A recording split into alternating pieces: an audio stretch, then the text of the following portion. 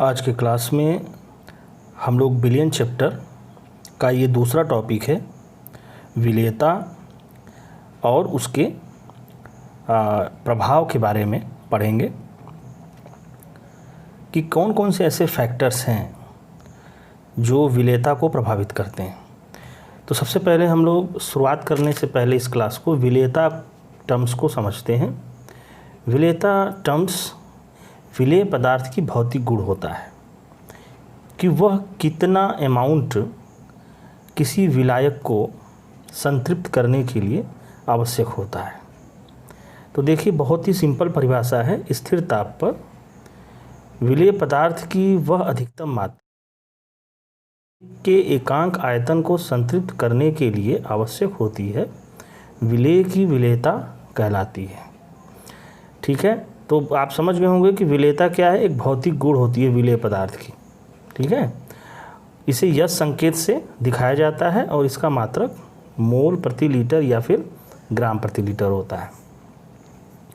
तो इससे सरल आप समझ सकते हैं एक सिंपल उदाहरण से। जैसे आपने एक फिक्स अमाउंट वाटर लिया, 100 ग्राम आपने मान लीजिए जल लिया है और उसमें आपने चीनी डाला। ठीक है, तो एक निश्चित एक समय आएगा, एक अवस्था आएगी जिस समय एक अमाउंट ऑफ जो शुगर है जिसको आप डिज़ोल्व कर रहे हैं वो उसमें घुलना बंद हो जाएगा। तो जितनी भी मात्रा शुगर का, चीनी का लिया गया है, ठीक है, उस 100 ग्राम पानी को सैचुरेट करने के लिए इसे हम उस चीनी की विलेयता कहते हैं।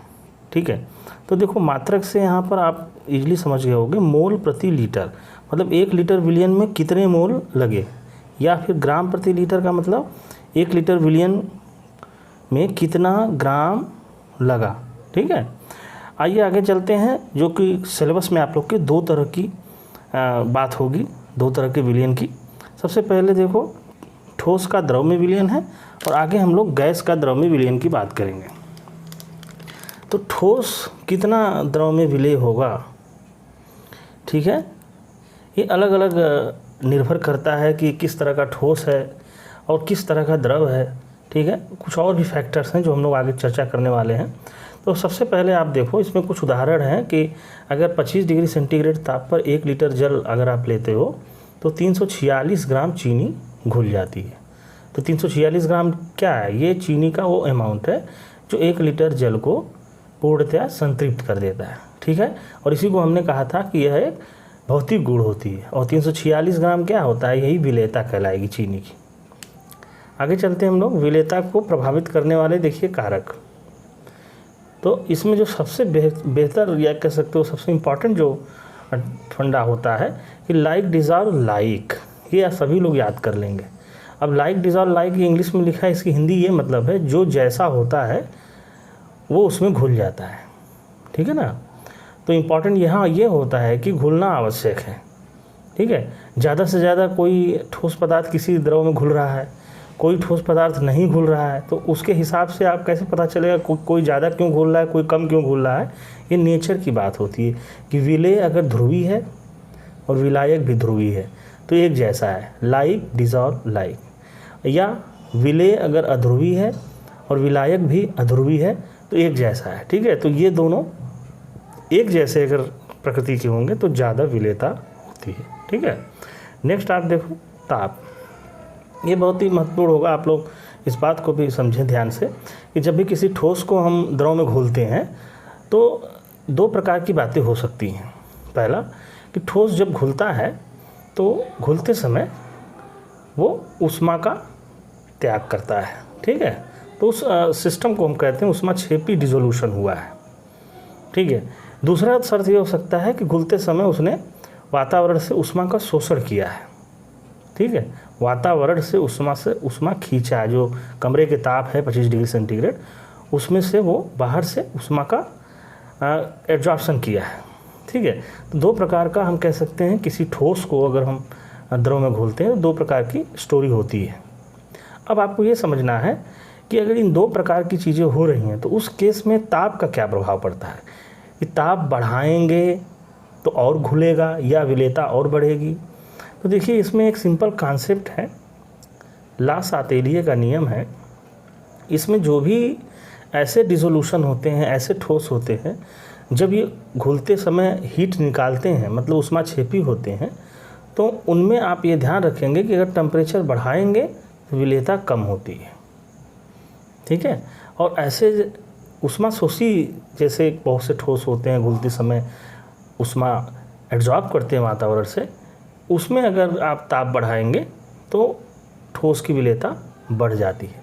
तो ये दोनों जो कॉन्सेप्ट है ये ला सतलीय नियम के अनुसार दिया गया है, जो पिछले क्लास में आप लोगों ने पढ़ा होगा, ठीक है। बेसिकली अगर आपसे पूछें कि इन दोनों में कॉमन क्या है, तो आप देखो ऊष्माशोषी जो सिस्टम होता है वो जनरली कॉमन होता है कि मोस्टली जो ठोस होते हैं, जैसे चीनी पानी है, अगर आप गर्म पानी में अगर आप चीनी डालोगे तो ज़्यादा उसकी विलेयता होगी, ठीक है। तो मोस्टली जो आप देखोगे वो सभी ताप बढ़ाने पर विलेयता बढ़ती है, ठीक है ना। नेक्स्ट आप देखो पृष्ठ क्षेत्रफल। पृष्ठ क्षेत्रफल क्या होता है कि देखो विलेय पदार्थ है, ठीक है। आप नमक एक बहुत बड़ा ढोका ले लिए, उसको पानी में डाल रहे हो, तो आप उसमें समय लग सकता है घुलने का, ठीक है। लेकिन अगर पृष्ठ क्षेत्रफल आप बढ़ा दिए या उसको टुकड़े में ले लिए, छोटे छोटे टुकड़े में लेते हैं, तो बस क्या होगा कि थोड़ा समय कम लगेगा, ठीक है, बहुत फ़र्क नहीं पड़ता है। तो यह हम ये कह सकते हैं कि दर बढ़ जाती है लेकिन विलेयता पर कोई ख़ास प्रभाव नहीं पड़ता है, ठीक है। नेक्स्ट आप देखो दाब। अब क्योंकि ठोस है तो ठोस में आप जानते हो दाब पर कोई प्रभाव नहीं पड़ता है। अगर ठोस पर अगर दाब आप लगाते हो तो उस पर कोई प्रभाव नहीं पड़ेगा, ठीक है। तो दाब बढ़ाने से किसी ठोस की विलेयता किसी द्रव में बढ़ती न तो घटती है। अब सबसे महत्वपूर्ण पॉइंट हम देखेंगे गैस की द्रव में विलेयता। और ये कॉमन उदाहरण आप लोग हमेशा देखे होंगे, कोल्ड ड्रिंक्स है और उसको आप जब ओपन करेंगे तो आप देखेंगे एक बुलबुला निकलता है और कार्बन डाइऑक्साइड गैस होती है। तो आप सोच रहे होंगे कि ज़रूर वो उसमें घुला होगा और वो उसको खोलने के बाद हम निकालते हैं। तो इस तरह की जो केसेस होती हैं कि बहुत से ऐसे गैस होते हैं जो कि द्रव में घुलते हैं, जैसे अपना ऑक्सीजन है, यदि वो जल में न घुले तो मछलियाँ जिंदा ही नहीं रहें, ठीक है ना। एक डाटा आप देखिए कि 1 ml जल में 0.88 ml कार्बन डाइऑक्साइड घुली रहती है, ठीक है। ये डाटा याद रख सकते हैं। आते हम लोग बात करते हैं कि कारक क्या क्या है, कौन कौन से फैक्टर है कि किसी गैस को ज़्यादा से ज़्यादा डिसॉल्व कराते हैं द्रव में, ठीक है। उसके फैक्टर्स क्या क्या है। तो देखिए पहला फैक्टर्स है उसकी प्रकृति, जो मैंने इसके पहले भी हेडिंग में ये बात हुई थी, लेकिन यहाँ आपको ये समझना होगा कि देखिए कि गैस के विलेय का कण जितना छोटा होगा, ठीक है, वे द्रव के अणुओं के अंतराकाशी स्थान पर आसानी से जगह प्राप्त कर लेते हैं, अर्थात घुल जाते हैं। आपको ये समझना होगा कि छोटे अगर गैस हैं तो जनरली वो ज़्यादा विलेय होते हैं, जो कि देखो द्रव के अणुओं के बीच एक स्पेस होता है, उसी स्पेस में इनको रहना होता है, ठीक है ना। तो ज़्यादा से ज़्यादा, क्योंकि छोटे होंगे तो ज़्यादा से ज़्यादा जो होते हैं वो विलेय हो जाते हैं। जबकि देखो उदाहरण के तौर पे ऑक्सीजन है, नाइट्रोजन है, कार्बन डाइऑक्साइड, ये छोटे हैं, अधिक विलेय हैं। जबकि हीलियम, नियान, आर्गान, क्रिप्टॉन और जीनान ये कम विलेय होते हैं, कंपैरेटिवली ये बड़े होते हैं। पृष्ठ क्षेत्रफल पे बात करते हैं तो पृष्ठ क्षेत्रफल कोई फ़र्क नहीं पड़ता है, जैसा पिछला मैंने बताया था, ठीक है, केवल दर बढ़ जाएगी। ताप पर बहुत महत्वपूर्ण होगा जानना, क्योंकि देखिए गैस की विलेयता, जब भी कोई गैस को द्रव में डालते हैं, ठीक है, तो ताप बढ़ाने पर उसकी विलेयता कम हो जाती है, जिसको हम कहते हैं व्युत्क्रमानुपाती सिस्टम होता है, ठीक है ना।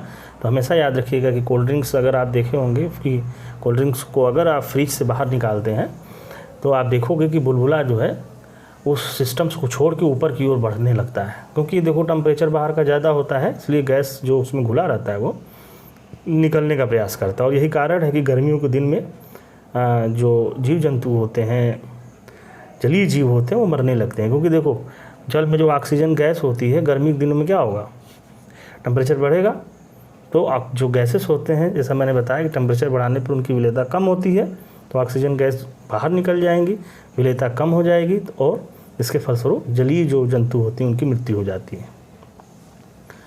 और सबसे जो मेन महत्वपूर्ण आप देखो ये पॉइंट है कि एक फैक्टर्स है जो बहुत महत्वपूर्ण है, दाब है। देखो दाब का बहुत बड़ा रोल होता है किसी भी गैस को डिसॉल्व कराने के लिए।